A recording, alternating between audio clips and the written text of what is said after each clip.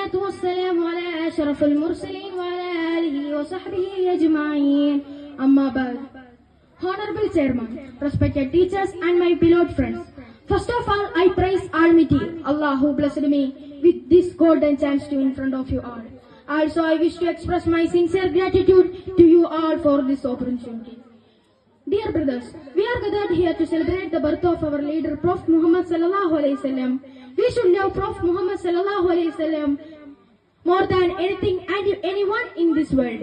Until then, our faith will not get complete. A Sahab asked the Prophet sallallahu alaihi wasallam about the day of judgment, saying, "When will the hour be?" The Prophet sallallahu alaihi wasallam, "What have you prepared for it?" The Sahab said, "Nothing except I love Allah and His Prophet." The Prophet sallallahu alaihi wasallam said, "You will be with those whom you love." That Sahab became very happy hearing that. What's our condition? Whom do we love the most? Whom do we follow?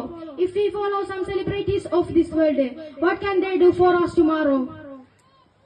But if we love Prophet Muhammad sallallahu alaihi wasallam, who comes to recommend for us without worrying about else in hereafter, thinking only about us, our success in curtain.